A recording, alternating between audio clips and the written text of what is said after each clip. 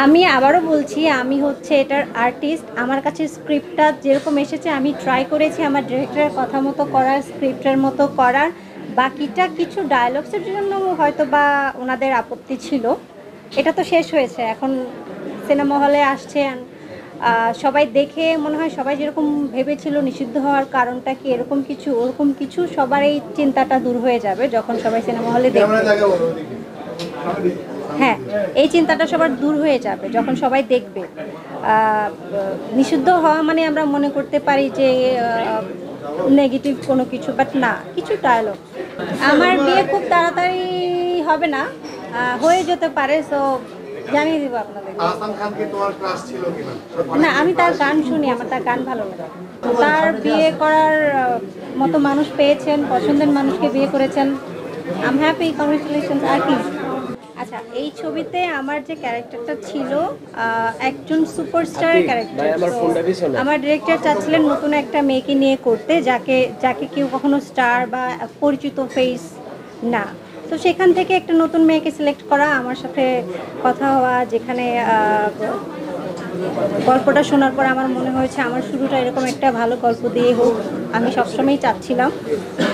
এই তো, আমাকে প্রথমত গল্পটা খুব টেনেছে, এবং আপনারা যখন সিনেমাটা দেখবেন আপনারাও সেই একই কথা বলবেন যে একটা ডিফারেন্ট স্টোরি, ডিফারেন্ট গল্প আমরা পাচ্ছি, যেটা আমাদের ইন্ডাস্ট্রিতে এর আগে হয়নি।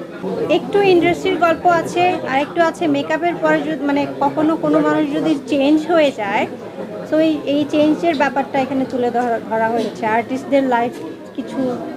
এই তো, এটা পুরো ডিফারেন্ট একটা প্যাটার্ন। আপনি যেটা বোঝাতে চাচ্ছেন এরকম কোনো কিছু না, যেটা মেকআপ আমরা ইউজ করে মেকআপের সাথে তুলনা করা হচ্ছে, এটা এরকম না। মানে একটা মানুষ মেকআপের পর মনে করেন একটা আর্টিস্ট, সে যখন একটা সাধারণ মেকআপ করলো সে একরকম, সে যখন কাজের একটা লোকের মেকআপ করলো এরকম, সে একটা সিম্পল মেয়ের মেকআপ করলো একরকম।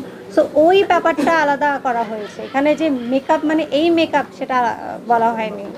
না, আমরা যখন নর্মালি কোনো আর্টিস্ট বা যে কেউ যখন গল্প তার কাছে আসে, সে গল্পটা শুনে করতে চায়। এই ব্যাপারটা তো আর্টিস্টের কাছে নেই যে এরকম হতে পারে ওরকম হতে পারে। আমি আর্টিস্ট, আমি কাজ করেছি, এতটুকু আমার জানা। সেন্সর বোর্ডের কাছে কোনো কিছু একটা ডায়ালগস বা কিছু মনে হয়েছে আপত্তিকর, সো সেখান থেকে ওটা কাট করে তো নতুন করে এসেছে। এ তো আমি হ্যাপি যে ফাইনালি ছবিটা আসছে, সবাই দেখবেন।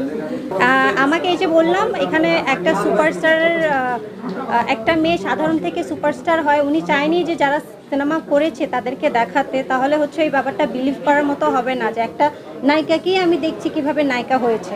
নতুন একটা ফেসকে উনি দেখাতে চেয়েছে আমাকে, যেমন এখানে একটা সিম্পল একটা গ্রামের মেয়েকে দেখানো হয়েছে, একদম সাধারণ একটা গ্রামের মেয়ে যার মা বলতে পারেন বাসায় কাজ করে, ওরকম একটা সাধারণ মেয়ে থেকে সেই সুপারস্টার হয়ে যায়, এবং স্টারডমটা কীভাবে সে শুরু করে শেষ করে আমরা ওই ওই ব্যাপারটা দেখতে পারবো এখানে। আরও বেশি বেশি করে ছবি করতে হবে, ভালো কাজ উপহার দিতে হবে, মানুষের মনে জায়গা করে নিতে হবে, তারপর ইনশাআল্লাহ হবে। আর আমি আমার জায়গা থেকে ট্রাই করছি, আমি সবসময় মাথায় রাখি ভালো কাজ, ভালো গল্প আপনাদেরকে উপহার দিতে। তো আমার মাথায় থাকে সবসময় সুন্দর একটা স্টোরি, সুন্দর কাজ। কো আর্টিস্ট হিসাবে যদি বলতে হয় তাহলে আমাকে দুজনকেই বলতে হবে, তারেক আলম স্যার, রওশন ভাইয়া, দুজনেই আমাকে অনেক হেল্প করেছে। যেহেতু আমার প্রথম ছবি ছিল, তারেক আলম স্যারের মতো একজন গুণী আর্টিস্টের সাথে কাজ করে আমার একবারও মনে হয়নি যে না। উনি আমাকে ওনার সাথে যখনই আমার স্ক্রিন শেয়ার করার পার্টটা, অসম্ভব হেল্প করেছেন উনি আমাকে। আর দুজনের সাথে কাজ করে আমার খুব ভালো লেগেছে। বলতে পারেন একবারের জন্য আমাকে ফিল করায়নি যে নতুন একটা মেয়ে, আমাকে এটা ফিল করায়নি।